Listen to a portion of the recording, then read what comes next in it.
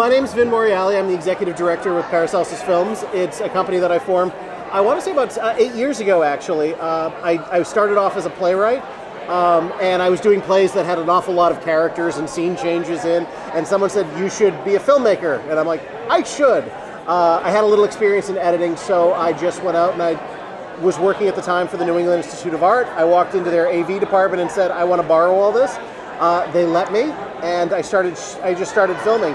And through that, I made a lot of mistakes early on and met a lot of really great people, and I just kept learning from the mistakes, and we just kept plugging along. And within the last couple of years, we've been doing a lot of film festivals, won a number of awards for like the Massachusetts Flash Film Festival, but we're doing lots of sketch comedy and the obligatory like zombie movie here and there. And Jan came to me with this script, and I'm like, this is very natural. This is a very common experience that a lot of actors have, and it really spoke to me in a way that you know, a silly comedy didn't, like a sillier style comedy didn't. And I'm like, I have to do this, and it's been a wonderful experience.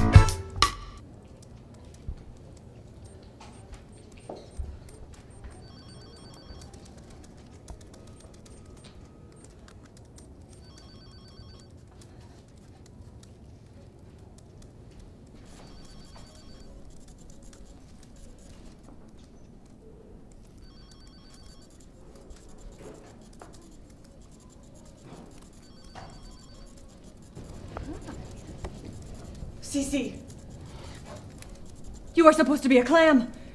This is a shrimp. I'm aware of that, Vivian. And if I wasn't before, I became hyper aware of it by the throngs of people harassing me and shouting at me on my way down here. Okay, but he's opening a clam chowder business, not a shrimp business. This won't make any sense. Viv, do you have any idea how long it took me to get this thing and to get down here? They had no clam costume, no seashell, nothing. This is as close as I could get. My name is Soolman, and I'm the writer of Staying in Boston. I have always been writing for a long time, and I started to actually decide I wanted to share my writing with people. So I wrote short plays in and around Boston. They started getting produced at festivals. It kind of gained traction. And the lead actress in our Staying in Boston was actually in one of my short plays at Boston Actors Theater a couple years ago, and that's how I met Vin. And she cornered me. I cornered him because I had written a bunch of web series. I had scripts all set, and I knew I wanted to do it, but I didn't know anything about film. I had only written plays up until then.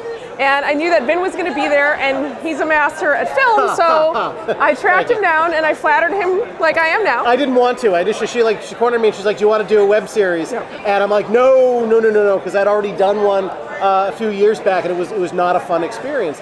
So she came up to me, and she's like, we just do a web series. I said mine would be a fun experience. Yeah, and she's like, no, you can't don't do that. You can't, we can't do that. And she kept pestering me, and I'm like, fine, send me the script. I read it, and I'm like, this is totally different from anything I've done. I have to do it.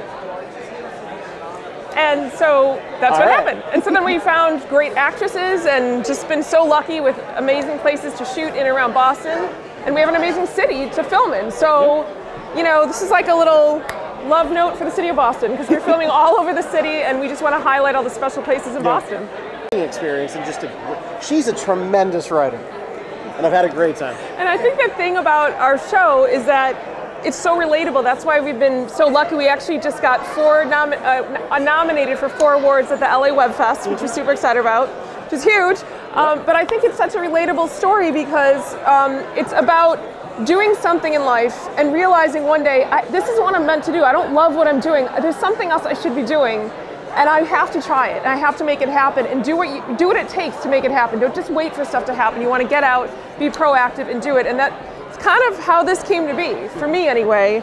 So I think a lot of people can relate to that story of, you know, do what you love, and success will follow. So there's a line actually in one of the, I'm not going to give away because it's in the last episode, but there was this monologue at the end that the coach gives that I was editing, and I couldn't figure out how to edit the scene. And he's talking about, you kind of want the big thing. You want that grand Broadway show, or in my case, you want the epic Michael Bay movie, and sometimes that may be what you want, but it's usually the little thing, one of these little projects that really speaks to you. And I felt that once I realized that, I'm like, that was like talking about Staying in Boston for us, because I'm used to doing trying to do huge epic films. And this was a smaller scale thing, and it was about Our fun little story. It was a fun story, and it was about things that I had experienced when I, got to my 30s, and realized that maybe the job that I currently have isn't what I want to do with my life.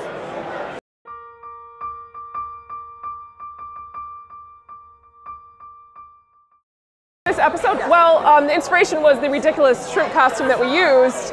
That's what it was. I had access to this costume. It was lying in storage, and I knew about it, and I just knew that we had to find a way to use it, and it just seemed to fit very well within the context of the show. A struggling actress, always looking to get extra money to help pay the rent. You do ridiculous things, and so why not put on a giant shrimp costume and to give a singing telegram? And I love that we had this meeting. We were at the Asgard in Cambridge, and we had this meeting, and I sat there and I read the script, and as a producer, I'm sitting there and I'm going, okay, Jan, this is a lovely episode. I think it's very, very funny and very humorous. By the way, just one small question. Do we have a shrimp costume? Because it's hard to get a Because I'm like, where am I going to buy a shrimp costume? And she's like, oh, I have this one in storage. I'm like, then we're so doing this episode. I shot with a Canon T3i at the time. I love them. I think that with the prime lenses, the really nice ones, they tend to be harder to stay in focus because I have a lot of shots where that we didn't put in the movie. The actress would move like an inch forward, and suddenly she's totally out of focus. So I think they're a little harder to shoot with in that regard. But I love them. The quality when they come out is really, really fun, really, really crisp, and just beautiful. What was my budget? My budget. What do you think our budget was? What does it look like our budget? What does it look like? I would say to you that the different stuff that you shot, I would say between $10,000 and $20,000. That's an interesting number. Yes. It was not that much. It was actually a lot less than that. And we did raise money on Indiegogo. We had a lot of contributors on Indiegogo. A lot of fantastic donors and friends and family. And one of the things is that over the last couple of years that I've been working together with my crew, I've sort of competed in a lot of the timed film events.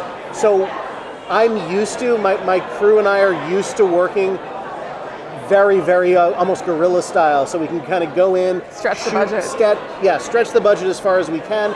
All the actors on this were paid. In fact, what we had actors that were that are trying to get SAG, that they're on their way to that point. And I'm like, well, you know what? You should be paid sort of what they, I want to start paying people what they're worth. I think you should pay your actors. And feed them. And feed them. We fed them. And feed them, yes. Shrimp. I would love that this gets picked up by a Showtime or Netflix or Amazon Video. That's our goal. That would be fantastic. We're going out to LA. And we are going out to LA. We were going to try and pitch it to some folks out there. Yep. And like I said, I would love to see it on Netflix.